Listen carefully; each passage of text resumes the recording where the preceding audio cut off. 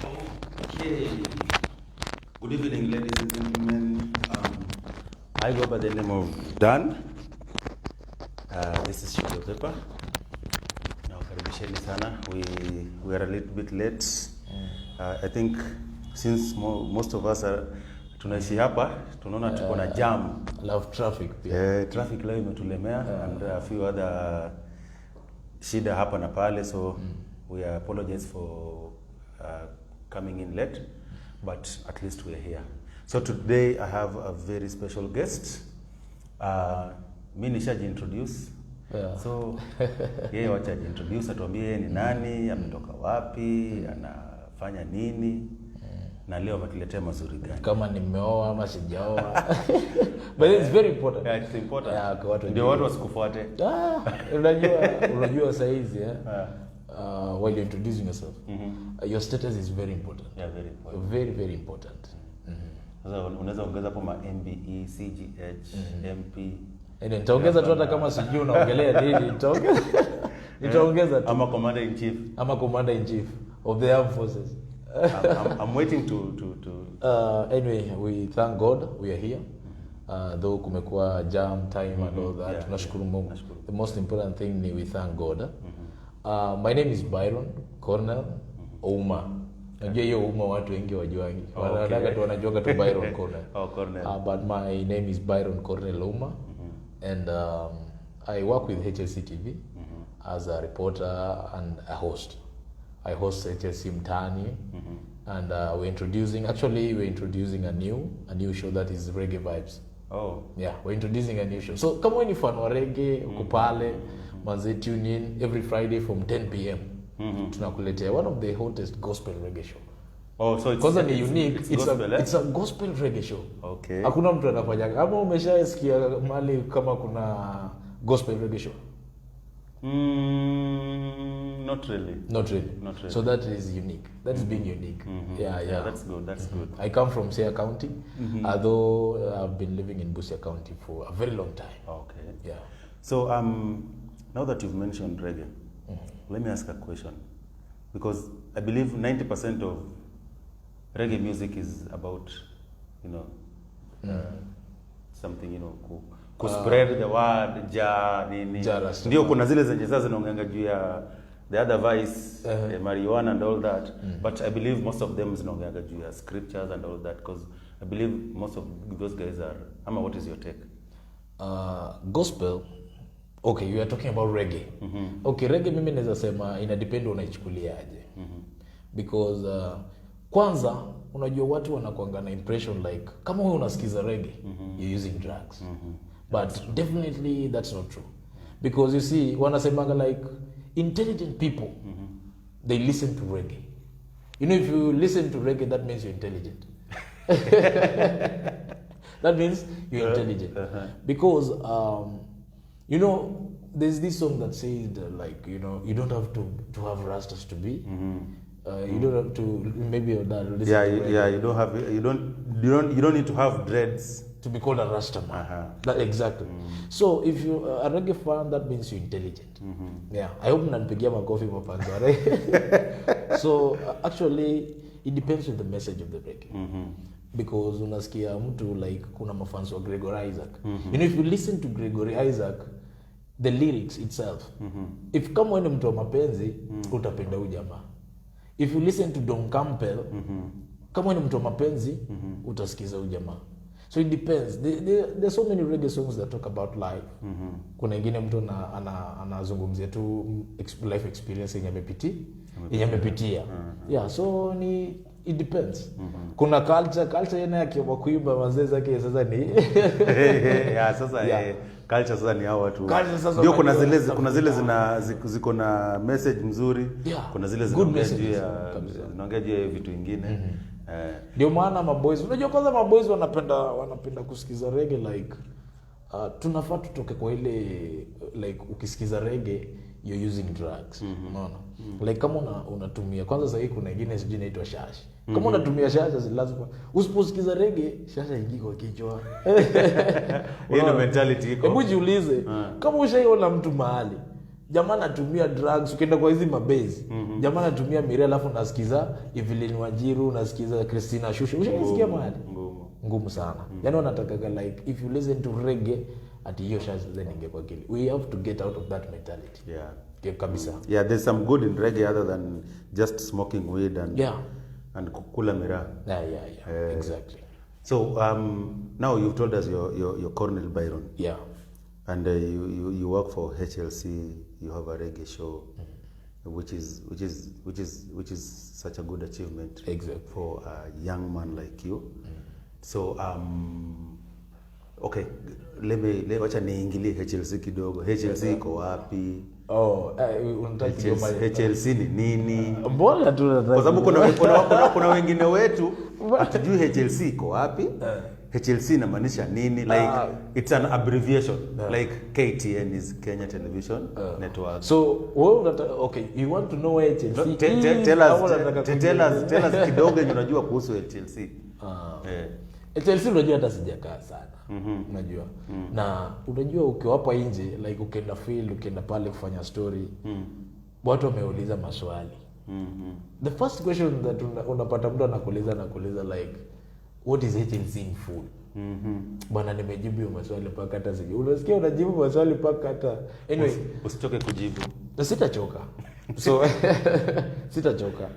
HLC we are located in Busia County. Around Amerikwai. Amerikwai. We are located around Amerikwai. Ukitaka kukuja ukifika pale Faith Hospital, unatupata pale. I think ukifika hapo uweze potea.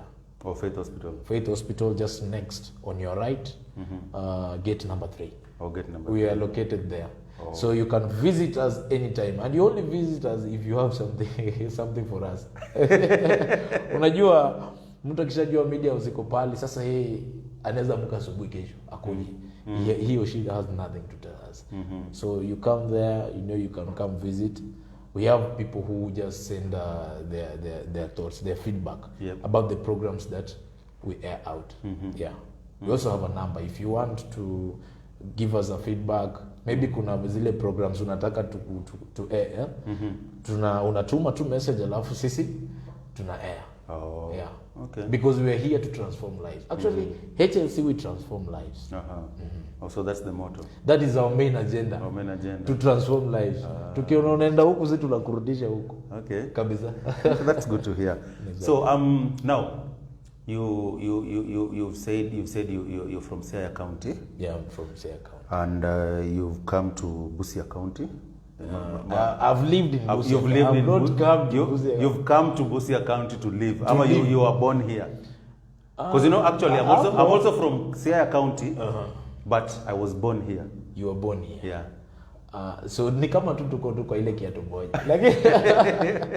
Yeah, I come from Siaya County, but whole of my life I've lived in Busia. Oh, that's good. But I've been going. Unajua kuna wale watu wanasema, kuna watu wanaharibia watu ya Siaya County jina vibaya sana. Unajua unapata mtu anasema ati Wajaluo wapende kurudi nyumbani. Unaona? Like ukikuja au rudi nyumbani. Mimi najua mtu mmoja namjua. Najua hata mimi ashaniambia. Devi Kildi huyo. Kildi? Kildi anapenda sana kuingilia watu ya Siaya. Anasema watu ya Siaya wapende kurudi nyumbani. But that's not true. Watu huenda. Hata milioni nimetoka nyumbani. Hata umetoka nyumbani sasa. That's why you even late. That's why you even late. Because ni vizuri ukienda nyumbani. Sisi ni wale wachaka kuchafua jina wa Jaluo. Ati Jaluo akikaa town hapo hapa he's bragging everything. Ukienda kwa hoteli unakula I'm going to pay everything. Ukifika kwa nyumbani jamaa hajajenga hata hajajenga hako na nyumba alafu anapark Mercedes hapo kando. Anapark Mercedes hapo kando. Lakini Wajaluo pia kwa chini. Hatuseme tunatakia mtu kifo. But kuna watu wale like it happens. Ukienda kwa nyumbani jamaa hajajenga. Yeah, that is true. Yeah. It's sad but it's true. It is sad but it's true. So let us invest pia nyumbani huko. It's good. Kama unajua umetoka nyumbani, wewe unajua kitu umetoka kufanya nyumbani. Hatutaki uambie watu kitu umetoka kufanya nyumbani. Yeah, kabisa. So now you've lived in Busia. Let's say for the better part of your life. You've grown up here. Yeah. Tell us like the challenges you as a young man growing up in Busia County or Western Province, the way it used to be called, or Kenya as a whole? Like let's say you as a youth. Yeah. Some of the challenges of faced. Changamoto umepitia, like, you know, I believe there are so many young guys who are watching us. Exactly. And they, you know, like, one of the reasons as to why sisi tuko na hii program, or rather hii show yetu, you know, like, we always ask people to come and share the side of the story, their sides of the story, exactly. Their life experiences, which, you know, kuna watu wenye wako wanna to watch, exactly. They don't have, you know, hiyo platform ya you know, like ku express, you know, what they've been through. So ukiona mtu anasema hivi na hivi na hivi, na maybe anasema mimi nilifanya hivi, it can go a long way into helping somebody change something very important in his or her life. Exactly. Yeah. So tell us about you growing up. Umesoma wapi? Uko na watoto wangapi? Mbona la insist tu hapo kama watoto? Ujui hata kama niko na bibi ama sina, but una insist tu kama niko na. Tumoja kama uko na bibi, they have to come na mtoto. Hakuna mtu anakaa na bibi bila mtoto unless ujaona watu wenye wako kwa ndoa for almost 20 years but they have not even beared even one child. Ni ngumu, lakini what they adopt kids. Wao wana adopt watoto. So officially mtoto anakuja na kuwa wao. Anyway, ni sawa. Anyway, kama vile nimesema, mimi naitwa Byron, and Busia, actually I was born in Busia. Good. I was born in Busia, and all of my life I've lived in Busia. Yeah. And nilizaliwa, usitaki kujua nilizaliwa tarehe ngapi. You know, watu wengine wanataka tu kujua huyu jamaa kwanza kuna miaka ngapi. So actually I've lived in Busia. Yeah. I was born in District Hospital, and after I was born in District Hospital, I started my school, nursery school. Nilianza pale nursery.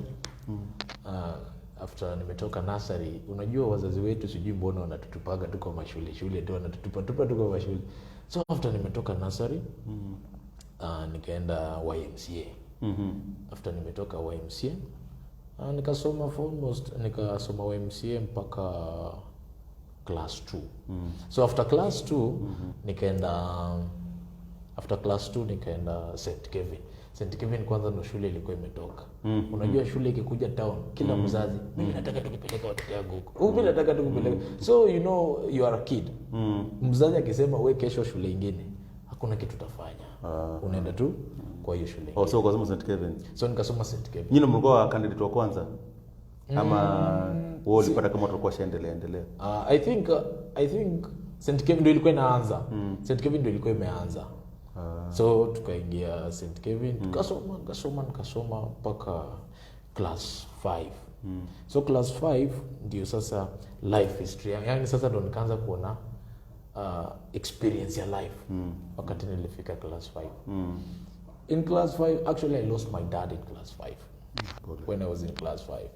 So you can imagine the experience. Like you're in class 5, tena ilikuwa wakati wa I think nilikuwa na sit for exams. Tulikuwa na close shule because it was hapo November. Then I lost my dad. So like day moja tu niko shule, then unasikia unaambiwa your dad ako sick. I'm supposed to go home. I've not even seen my dad for like almost 5 days. So tuko tu home, tunauliza ngamadhe, kwani buda alienda wapi? Unaona? Hatarudi tu. Actually, by that time, my dad was working in Mumias. And so, anatuambia tu alienda job. Buda alienda job. So tunasema, okay, ni sawa tu, sisi tunaenda shule, tunaenda shule. So wakati tulijua there's something wrong, like tukaanza kufukuzwa school fees. Tunafukuzwa school fees, I was with my brother, anaitwa Byron. Saizi yako pale KDF, manze, big up. Big up. Najua tutamtumia. So I was with my brother.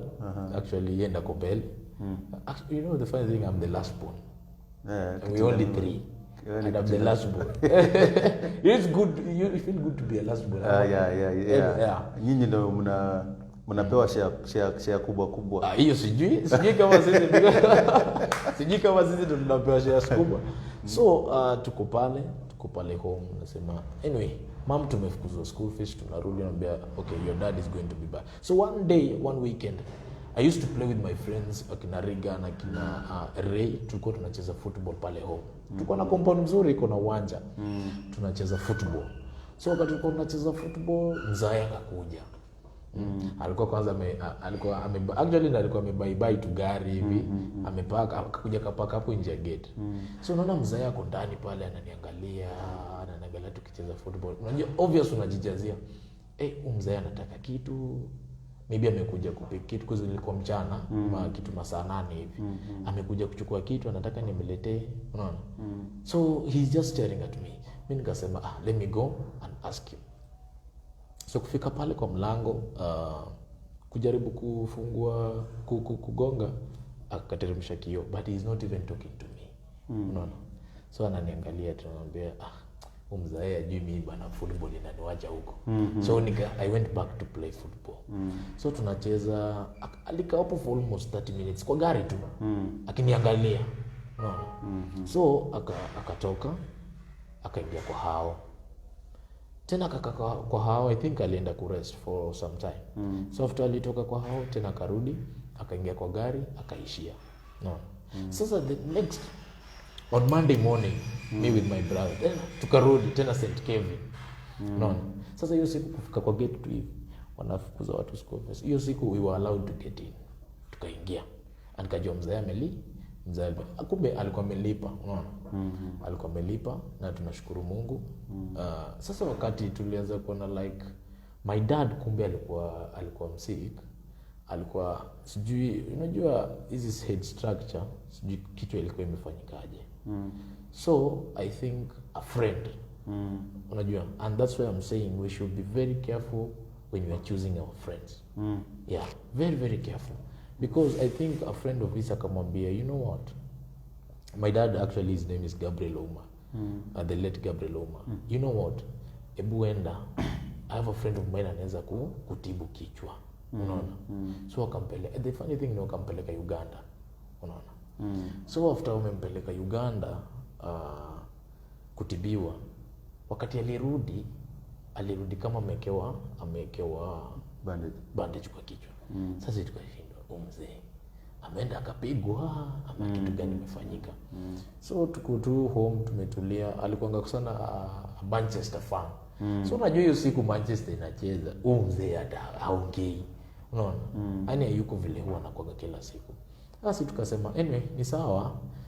Tukakaa kidogo, after ball ikaisha, obviously tukaenda kulala and all that. The next morning akatudrop shule. Na after akatudrop akaenda tao. You know, the next day I saw my dad. He was lying in an hospital bed because unasikia unakuja unaambiwa like Johnny your dad ako kwa ward, unashindwa sasa huyu jamaa amefikaje kwa ward. So kumbe the head structure hiyo bandage, the so called kitu alifanyiwa huko Uganda, it is getting worse now, imeanza kumuumiza. Unaona? So akaamua kuwa kwa ward. So after huyu jamaa amekuwa kwa ward, then tukasema siku moja jioni tumetoka shule, wacha tupitie hapo district. Alikuwa district. Tukaenda district na tukamweka, I think alikuwa kwa ward yake tu peke yake. So sisi tukaingia, tukamwona, he was lying there. Anatuangalia tu. So that day he was able to talk. Akaambia actually kwanza akazungumza na my brother. Mimi nilikuwa tu nimekaa hapa, akazungumza na my brother. Akamwambia shule inaendeleaje, uko fiti, nataka msome kwa bidii. Hiyo tu ndio kitu alikuwa ana insist. Nataka msome kwa bidii. Actually by then, now my sister, I have an elder sister. Actually she's the firstborn. Ako secondary school. Yani she doesn't know that maybe kuna kitu inaendelea, kitu kama hiyo, unaona? So tuko pale osi. After that mother akatuambia, akaleta food. Mother akatuambia nyinyi mrudi home, mchunge boma iko sawa, sisi tutalala hapa. So tukaenda home as usual, tukakaa, tukalala. So hiyo ndo day sisi tuliacha kwenda shule.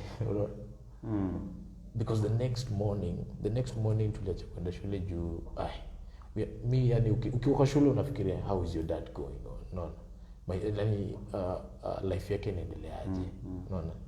So tukitoka hapo tunaenda usi jioni, tukienda usi tukiulizwa shule, si tunasema tu shule iko poa, na kumbe hata tujakanyaga huko, unaona. Shule iko poa, tujakanyaga huko. So tukarudi, by the time sasa tunarudi home, unajua now this is almost 1 week at 20 shule, unaona. Tunaendaga tu kwa ward. Siku moja tukakuja, mzae kichwa inaanza kufura. Na unajua sasa wazazi mali wanakoseaga. Yaani wanaona mtoto mdogo ni huyu jamaa, yani huyu jamaa hajui kitu. Anasema your dad is fine, your dad is doing well. Na sisi tunaona huyu jamaa endelee vizuri. Unaona. So by then brother yangu tukakaa, unajua kwa si sasa unakaa tu pale, una watch tu TV, unaona like huyu jamaa kwa tu sasa. Kidogo nikaona wanasema ati huyu jamaa anafaa my dad now my dad anafaa pelekwe kwa theater for another operation. Sijui nini. Sasa hiyo siku kwanza kuna nurse pale district alikuwa mkali sana. Time ikifika tu hivi, sasa tunataka mgonjwa baki peke yake, sijui nyinyi wote nje. Sisi tunaenda home. The next day tulikuja district, tulipata my dad anasema ako theater. So tumekaa hapo, we are waiting for him. Tulikaa mpaka tukasema sisi wacha tuende. Na unajua hivi yote inaendelea, my sister doesn't know anything. My dad ako theater. So tunajua after tumetoka kwa hiyo siku tukarudi home. After tukarudi home tukakaa, unajua saa hizo sasa hata hawajui mnakula nini. Sisi sasa tulikuwa tunatengeneza tu chai. Kutaja chai, unaishi yani supper, breakfast, lunch ni chai. Unaona? Because your mom ameshinda kwa ward. By the way, big up to my mom. I think mothers are always the best. Are always the best. Mothers are always the best. So I think by then my mother was very close with my dad akiwa theater. So when alitoka theater nikajua God, I thank you because now my dad amepona. Unaona? My dad, unajua sasa hiyo mpaka teacher sasa wakaanza kutufuata. Yaani ya watoto wakuji shule. A teacher call my dad, call my mom, sorry. A teacher call my mom. Tukiona Byron hawajakuwa kuja shule. Ndio my mom akatoka, kwani nyinyi mjakuwa mkienda shule? Anambia mom, si hajakuwa tukienda shule na dad ni msick. The way health yake inaendelea sisi hatutaenda shule. So my mom was like they are shouting and all that. Anambia hapana, sisi tunataka kukuwa na dad. Unaona? So after hiyo ndo my dad alikuwa anazungumza tu vizuri. So ikakuwa like kuna siku my brother alitangulia, mimi nikabaki home. Nikamwambia mimi acha nakuja. Hata hiyo siku I think my friends walikuja kucheza football, nikamwambia nyinyi mcheze tu. Compound ndio mnaweza cheza but acha mimi niende district. A friend of mine akanibeba na baiskeli, akaniacha district akarudi home. So wakati nilifika pale, ilikuwa kitu masaa 9 hivi. I think haukuwa na allow watu kuingia pale. Sasa mimi nikaamua kukaa kwa bench hapo district hapo nje. Nikakaa tu kwa bench. Unaona? Luckily kuna my aunt, the sister to my father akakuja, tukaingia na yeye. Yeye ndiye alinisaidia kuchale, akaongea na watchman, the gate man, tukaingia. So I think my dad was alikuwa amelala tu hiyo siku. But sasa hiyo siku he was unable to say anything. Nikasema hii yenye mtu anatoka tu theater lakini hata hawezi sema kitu. So I think ukitoka theater sasa uko poa. Unaona? So my dad I think the next day my dad was not even able to walk, and just to get up from that bed and walk, he was not even able to walk. Nikashanga, kwani what kind of treatment was this? Unaona? So after that nikasikia wanasema he has to go to Eldoret referral because he's not able to walk, ako kwa wheelchair. At the same time he's not even able to utter any word because akifungua mdomo ni mate tu inamwagika. Nikasema oh my god, is this my dad really? So my mom was like, she's shedding tears. Kupata mtu like analia, in my mind nilikuwa nafikiria because I was mdogo kidogo, nikajua tu yameenda. Like what's going on? Why is my mom shedding tears? Unaona? Nikasema it is okay. Wakati aliyekuwa kwa ambulance aliwekwa na mtu fulani hapo. I think that hiyo wakati kulikuwa na shida ya ambulance.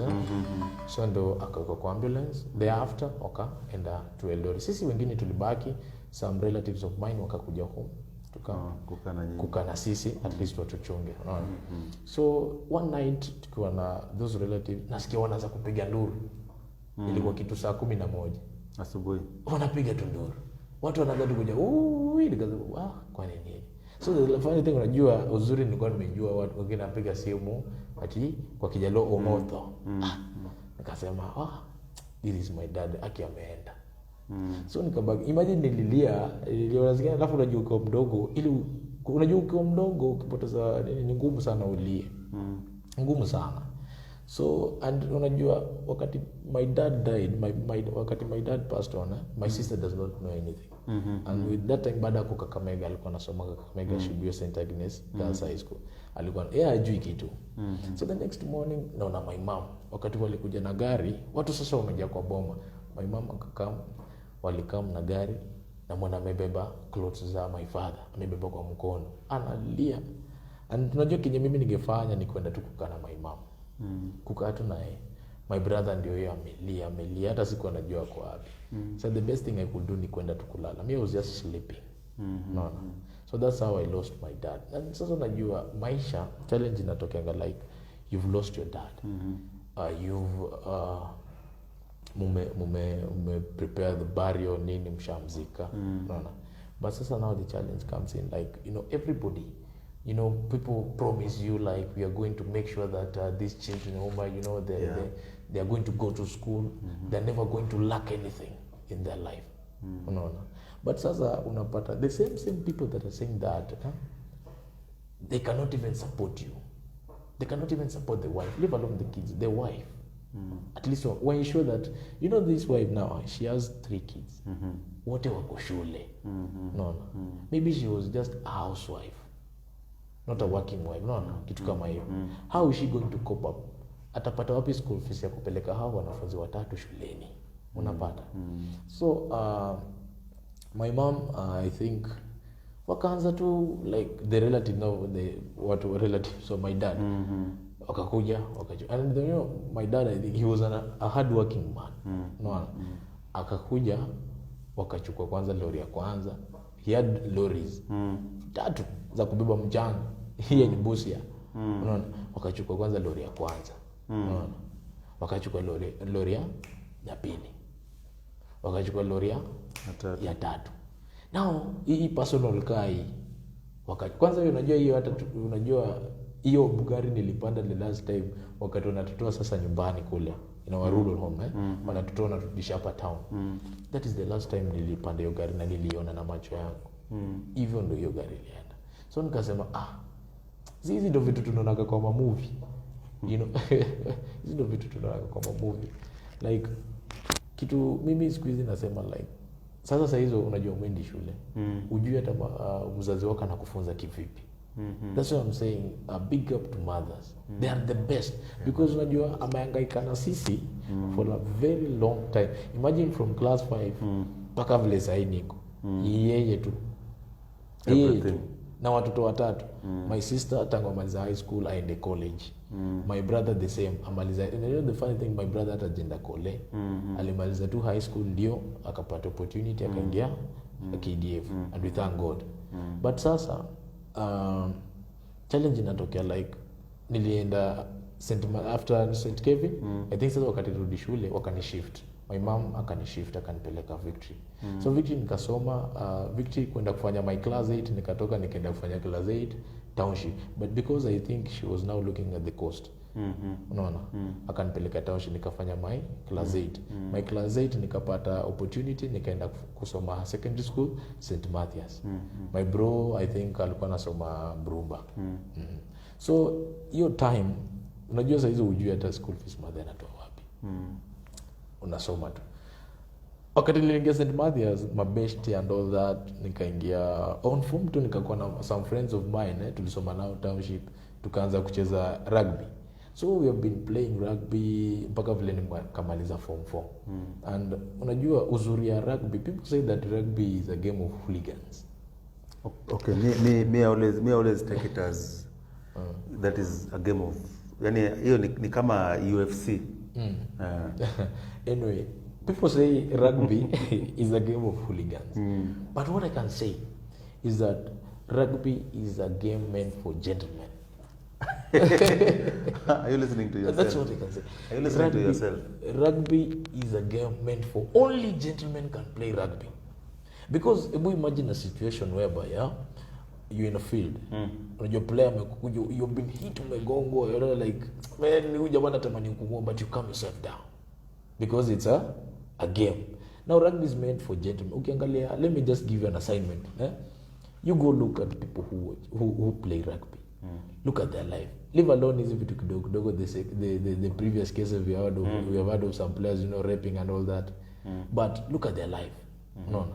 These are people who have invested. They think. But do you know something funny?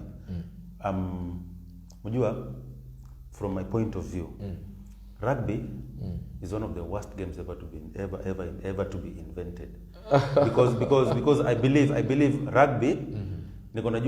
I think rugby is one of the sports that iko na highest fatalities compared to other games. Unless you want to say I'm not. No, I cannot say you're lying. Now, I think in that context, watu wengi hawachezi rugby. Because they're not gentlemen. No. I think that they're not gentlemen. Because of the rough nature of the games you guys play. No, okay. Sasa muko wachache. And that is why you see the earnings ziko juu. No, you see, let me tell you something. And that is why you see most rugby players they tend to be very successful, as in wako na pesa mingi. No, invest. You see, it depends on how you think and the discipline you're given at the field. You see, rugby, you see the roughness. Wanasema rugby iko na discipline yake kivyake. Ukiona like mtu amekuja amechukua msee, yani si ati anakuja tu anamchukua tu, yani vile unafikiria like iko na rules. Like I'm not supposed to tackle you kutoka kwa mabega kwenda juu. I'm not supposed to tackle you hapo. Unaona? Now I'm only supposed to tackle you either kwa waist kuteremka chini. Unaona? So and there's a way that if you resist, you're going to get hurt. But if you don't resist a tackle, then you're not going to get hurt.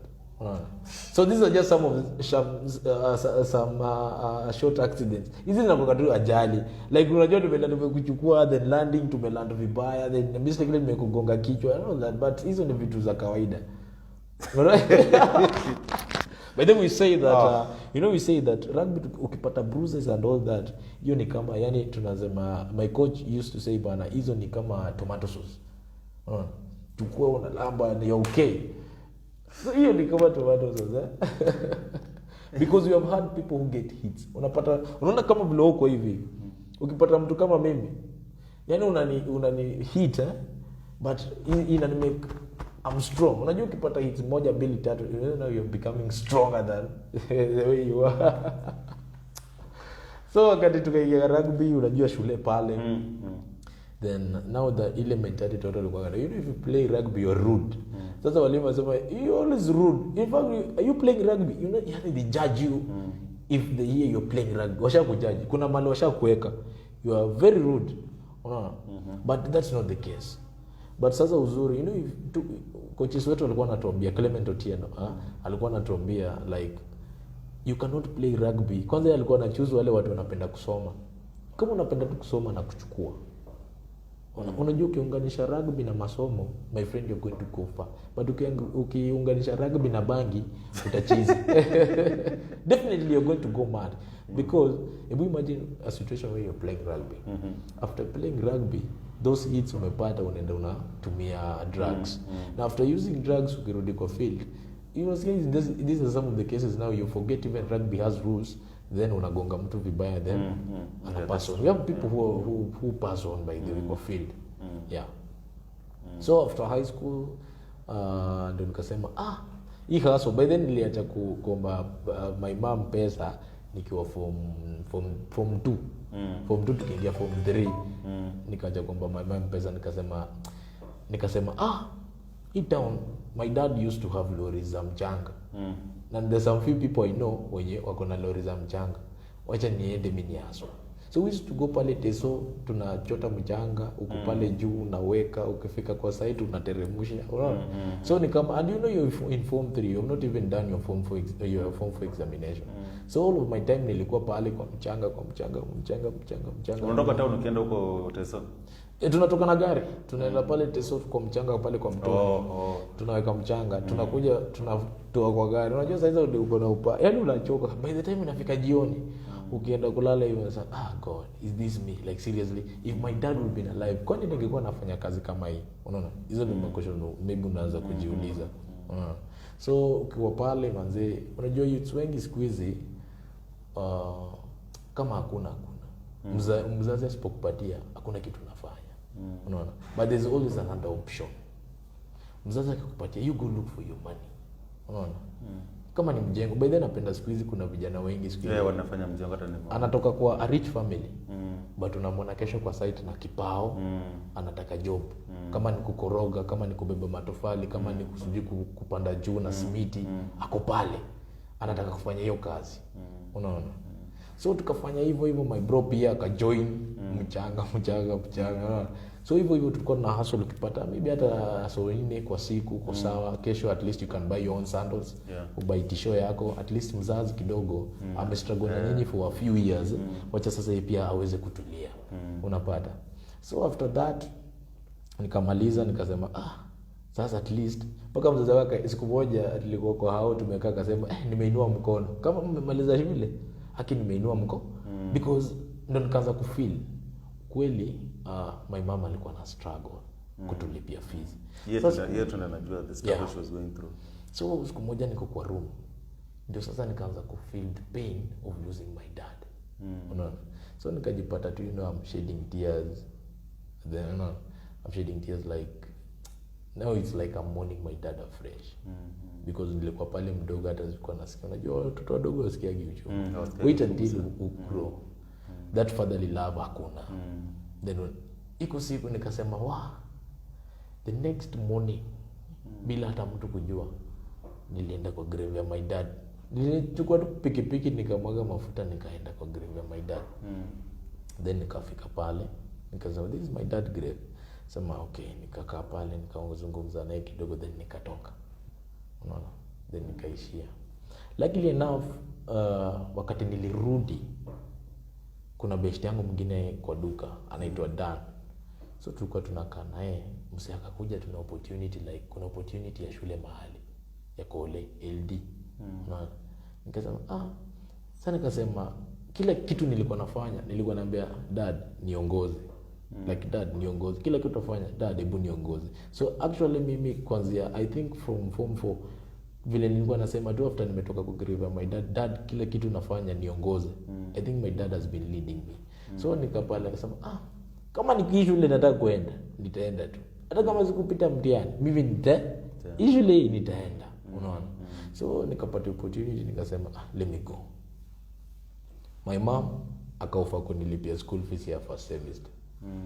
Kasema sawa. Actually akanitafutia do. Akalipa first semester. Nikaenda LD. So nikasema hii second semester wacha nianze kwa. When nilifika tu hivi LD tukaanza kuaso.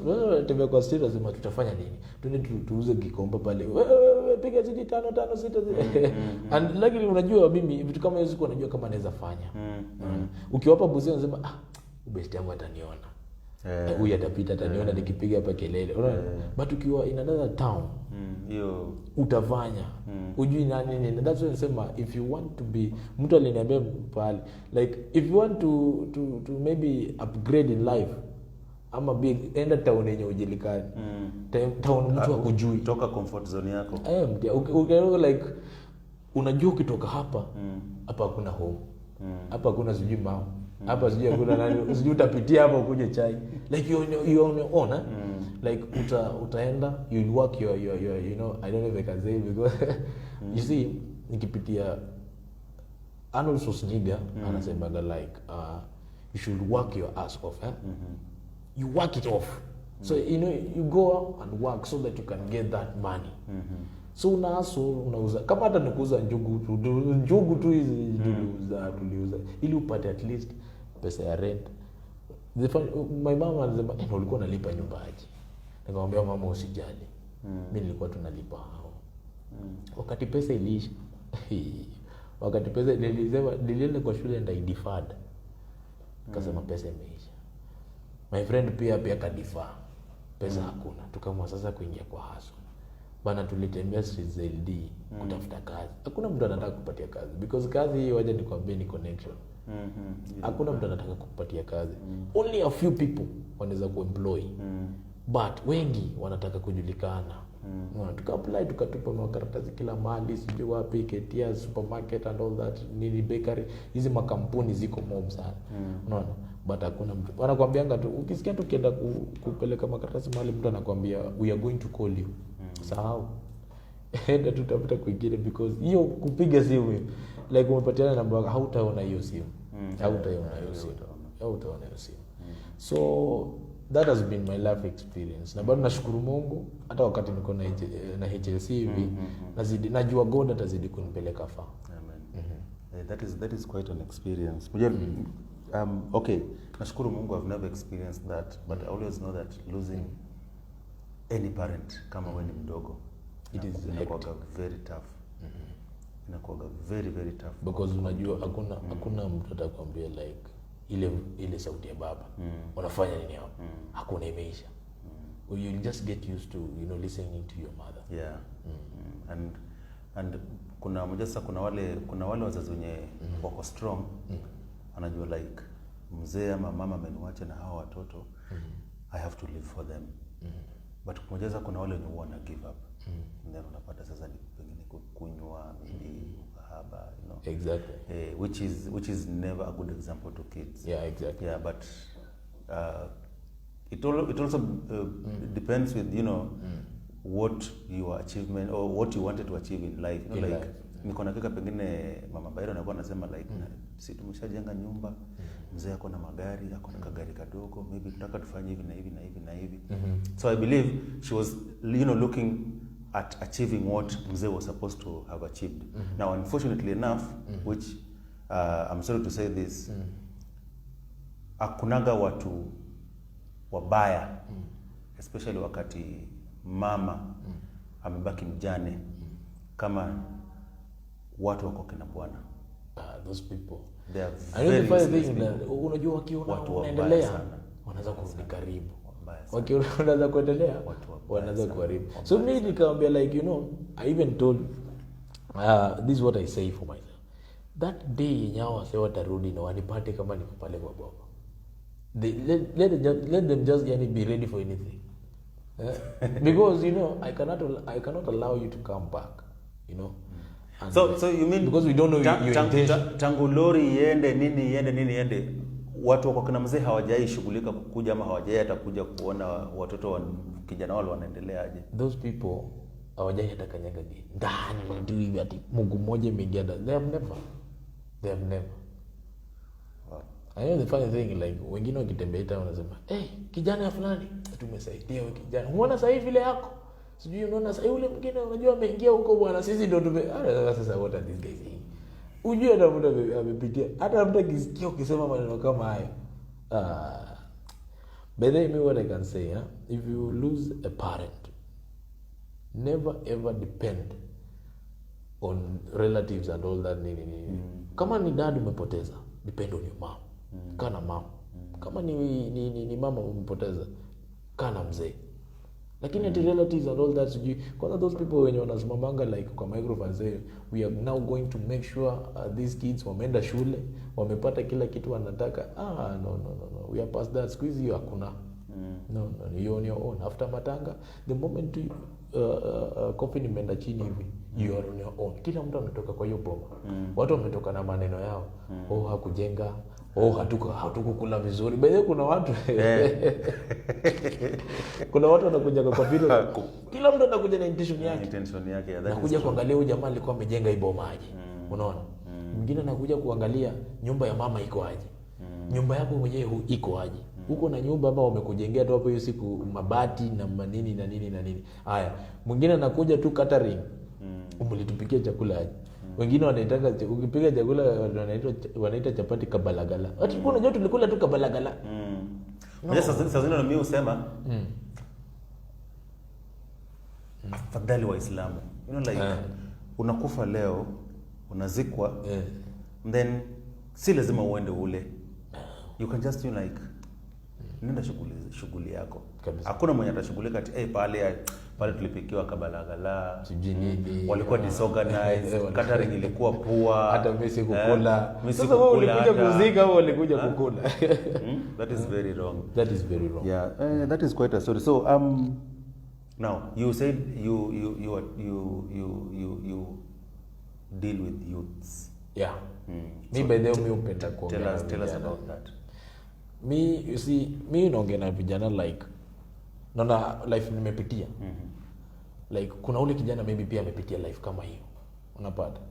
Like uko pale nyumbani after form 4 umekaa unangoja bado wazazi wako ndo unakuja watu wakusaidie. My friend, saizi ni wewe mwenyewe. Like you go out there, you go work, you know? Like, you know, I love to follow, like, kenda pale YouTube, I love to follow the life motivation, Dwayne Johnson and Arnold Schwarzenegger. Like, Arnold Schwarzenegger always say, you know, if you want to be successful and if you want to achieve in life, you must follow 5 keys. Number 1, you find your vision. After Form 4, you're talented. Use that talent to get money before you get employment or before you finish your education. Use that talent. Now, after you found your vision, now you can now say like, oh man, you're now dreaming of you need to have bigger dreams now. Yeah. Now, number 2, you avoid these people when you're now like, unajua sijui jamaa ona and you're never going to make it. Like kwa mfano kama vile nyinyi mmefanya hiyo show Sugapepper. Mtu anakuambia like Sugapepper will not go anywhere. No. You avoid such kind of people. Yeah. Sugapepper sijui itafanya nini. Let me tell you something. Because whether you're successful, whether you're a poor man or you're rich or you're poor, people will still talk about you. Unaona sasa hizi vile uko hivi. Let me tell you, kuna watu wanakuongelea. Wengi sana.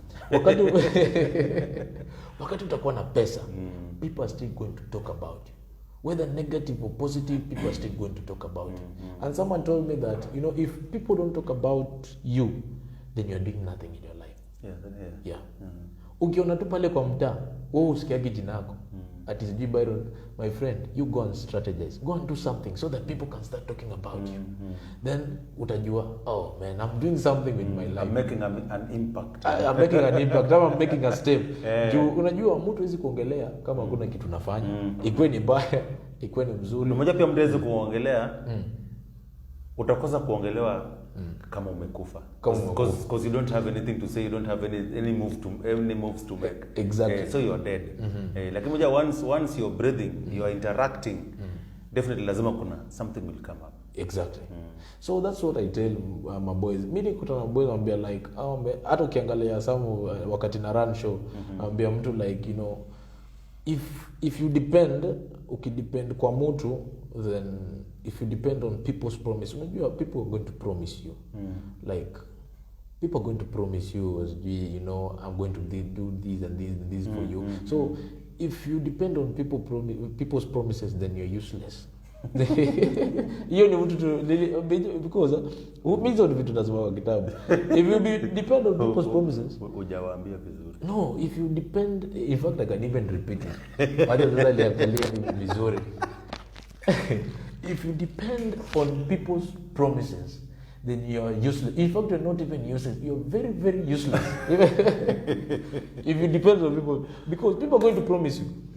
Now you sit there waiting for people's promises. You're useless. You go out, fanya kazi, tafuta do. No, all that. And then kitu mzuri pia, you know, if you want kupata, you know, luck. The more you get, you also need to give back to the community. Exactly. And the church. Ukipata do, unajua kuna watu wengine like if you get a lot of money, sasa ni bar, friends. No, tuende kwa joint, pork choma, zingine. Kwanza hii buzia, yani mapoku joint. You forget about the church. Iko kila mahali. You forget about the church. So give back to the church pia. Unaona? Hivyo utazidi kubarikiwa. Kabisa. Utazidi kubarikiwa. So that's what I tell you. Ukiamka asubuhi unasema like kila siku hata kama unajua hauna job. Just think that something wonderful is going to happen today. Unaona? Kitu itafanyika mzuri. Mimi unajua wakati nilienda Chelsea, actually hii kwa connection. Kuna siku nilikuwa na actually kama unaona mimi hufanya boda. But if you are watching, if you want a good boda rider in Busia County, in fact the only best boda rider in Busia County, it is me. Yeah, it is me. I'm the best. Sasa una stage yako inakuwa wapi? Mimi nasimamaga pale Samaki Estate. Yeah. So if you live around Samaki Estate, I'm the best boda rider, and if you want me, can I give my number? It's okay. I think tutaandika pia hapo baadaye. This is my number 0791326869. Niko hapo chini. You can call me. I'll take you anywhere. With different. Sasa hapo kwa fare ndo tutaongea. It depends where you're going. So unasemanga town service ni standard rate? No, you see my motor kwanza pikipiki yangu iko na tracker, iko na iko na music. You see the kind kwanza unajua the kind sasa leo ujalo. No. Unajua no. My motorbike iko na tracker. I sanitize it. Sasa kwanza listen. Viewers, I sanitize kindly help me here. Kama hiyo sio ujaluo. Actually hizi ujaluo because the Ministry of Health ina to urge sisi kwa we need to protect ourselves from coronavirus. Yeah. So the reason why fare is a panda ni I sanitize it. Always clean. Kawash. Iko set. No.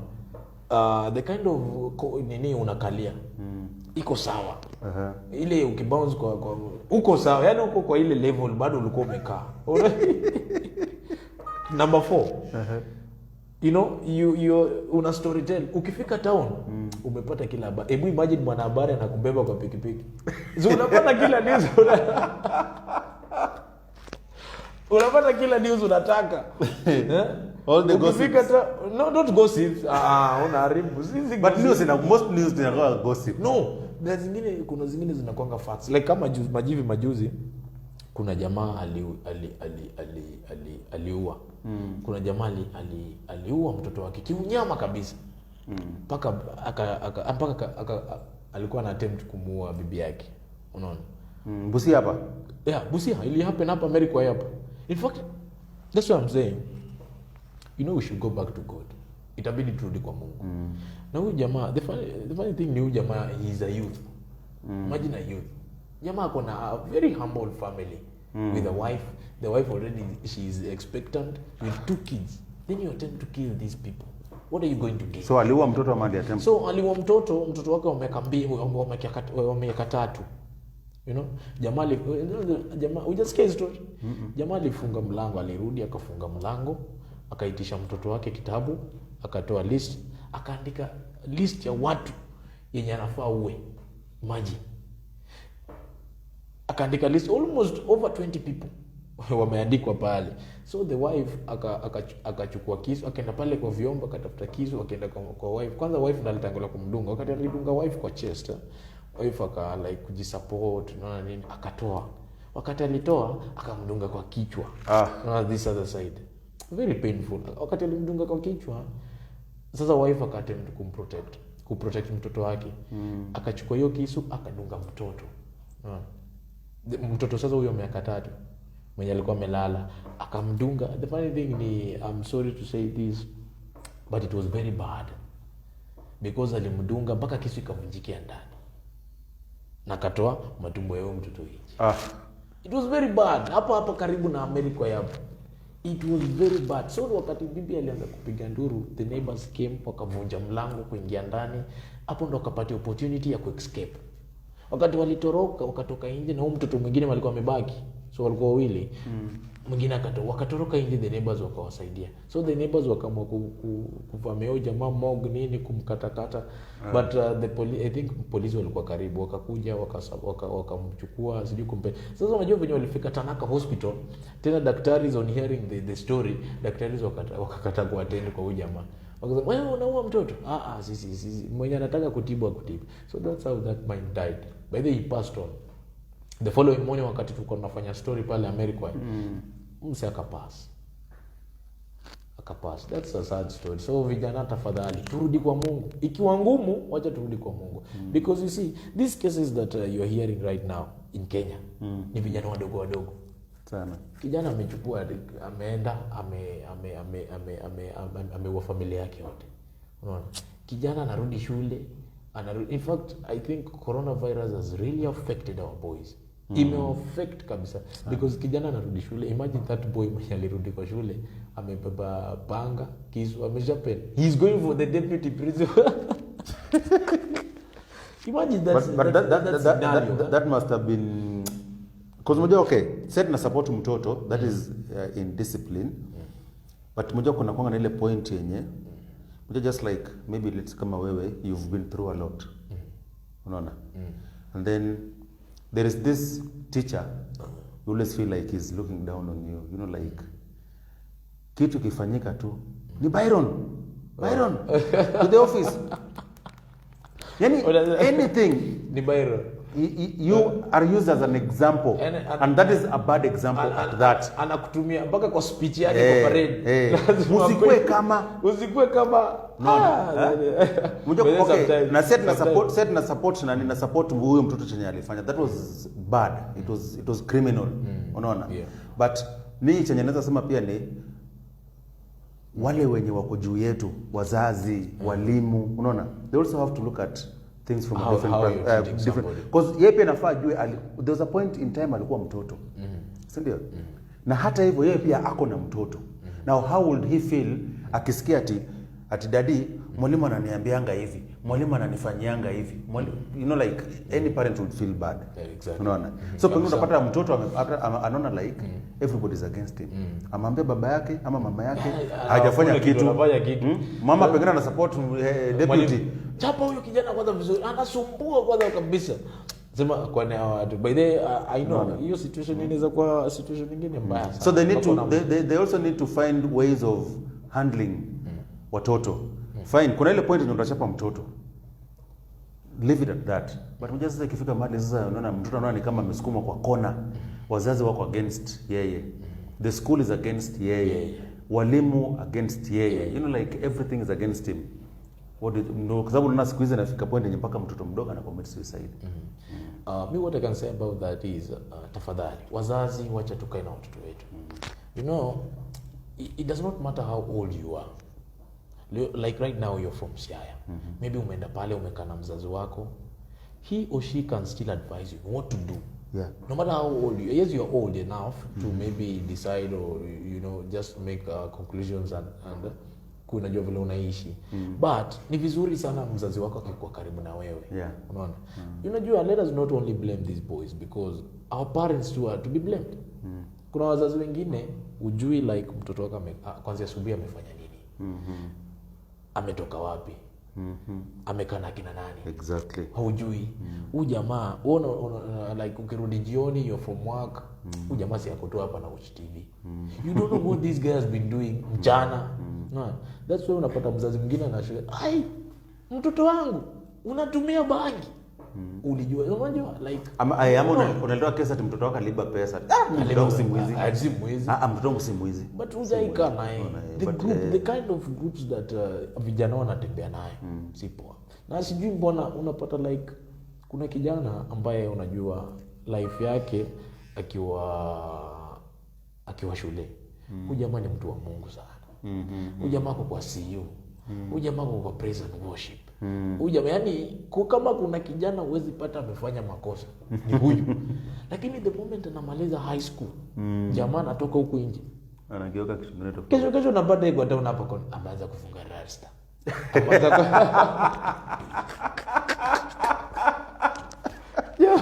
Bora wazao tu rasta. Ai, unajua okay.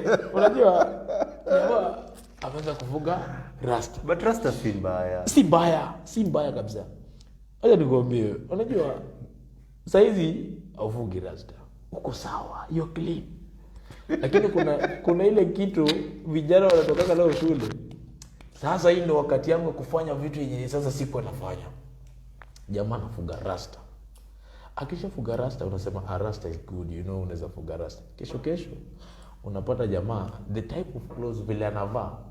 Yes, they are good clothes, unaweza vaa jeans but vile umeivaa, the way you're presenting that jeans, It is very one thing. Unajua? Sasa huyo kijana tulikuwa naye kwa shule huko. Ana abuse genes. Wakati wengine wenye walikuwa wabaya shuleni wakitoka huku nje maisha inawafunza. Kesho unampata amevaa suti, amevaa tie, amevaa nini. Wewe wakati ulikuwa mzuri ukitoka huku, you know becoming the opposite. Wewe sasa ndio unaanza kusumbua na nini. But I have a friend of mine akiwa high school, alipigwa mpaka X. Sasa hizo jamani Asha anaweza kuhubiria mtiao. Maisha watu. But anaitwa me, I know him as Big, tulikuwa tunamuitaga Big. Huyu jamaa alikuwa hata kwa shule anaweza beba changa 10 liter. Anauza kwa shule. Anauza. But saizi jamaa anahubiria watu kanisani. So that's the kind of life tunataka vijana waru. Let us go back to God. Let us go and mend our lives. Tuache hii mambo hii ya sijui unakuja huku unatumia vitu yenye haifai. That is not good. Okay, so we are tunatamatisha. I think that is the right mjalo moja na Kiswahili. Tuna stop. Where we come from we don't tunapambana. Kiswahili is not our mouth. So we are tunafinya pause wacha tuseme hivyo. Exactly. Because I think Mr. Byron still has a lot to share with us.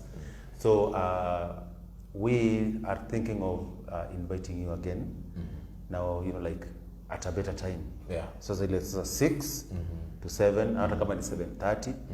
You now, you know, like exclusively, because now we've known about your life.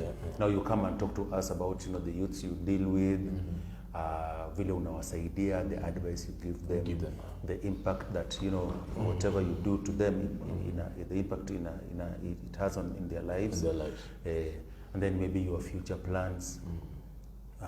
So that is for next time. Now, question is, unapatikana wapi? Kama kuna kijana akona shida, kuna kijana anatamani kukutana na wewe, umpe advice, anataka pengine kuwe coach wake wa rugby, unapatikana wapi? Mimi napatikana tu hapa Busia.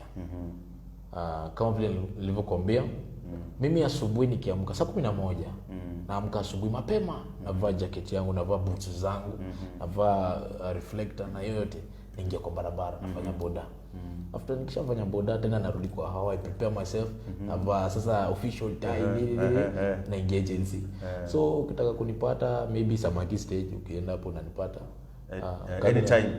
Anytime hata sasa ukienda hapo kwanza sasa from here sijui kama wakati ya kafi imefika. No, it's not yet. Naenda Samaki stage. Okay. So naenda pale, unaweza nipata pia Facebook, Byron Cornel. WhatsApp hiyo ni kama kuna namba yangu of which unaweza pata. Vile vile pia I have a group. I have a group, and this group is full of youths, and we also have elderly men that advise us, that you know, give advice. I'm just from meeting them right now. Okay. We had a meeting from 2 p.m. Till 5 p.m. because I knew I was having a show today. Okay. So we have been meeting, and you know, you can also come and join us. We urge you to come because we change lives. Yeah. You know, it's good if you kama kuna shida, kama mzazi wako ameshindwa kukaa na wewe, kuja kana hawa wengine. We are going to give you advices. Pale you're going to make new friends when you watakusaidia and also get opportunities. Okay, so ladies and gentlemen, tumefika mwisho. Tunashukuru Mr. Byron kwa kututembelea. I think we need to we are still yearning for more from him. Atufunze vitu mingi because mmoja sasa sisi wote ni mayouth. Sisi wote tunataka maybe si lazima mtu akue mdogo kukushinda ama akue mkubwa kukushinda aku advise. Advice comes from, you know, it depends your life experience. Because mmoja sasa the more you experience life, the more you go through in life, the wiser you become. Okay, me that's my take. Because mmoja sasa maisha yamekufunza vitu mingi sana. Unaona? Because okay, like I've said, mimi nashukuru Mungu, I still have both parents. I'll always thank God for that. So I can only imagine what mtu kama wewe has been through. Unaona? It's only you who knows, and maybe your siblings. and maybe all those other people wenye wamepoteza wazazi. Exactly. So whatever you've been through, it has taught you a lot. Exactly. And that is why you see like ni Mungu amekuelekeza kutengeneza hiyo group, kukuwa na vijana, uwasaidie, uwapatie mwelekeo. If I'm like from my personal point of view is okay, maybe pia naweza sema me and maybe as on behalf of Kildi and the rest, like we're only praying to God that akufungulie njia zako. Thank you very much. Utoke kwa apiko, upate taxi. Nipate taxi. Na utoke kwa taxi, ile gari yenye mlinyang'anywa, ile lori. Sasa tu usipate lori, upate tipa ya mguu 10. Ile inafika tu unageuza hivi unamwaga na unaenda. Alafu unakuja na watu wenye wanataka material, the same people. The same material.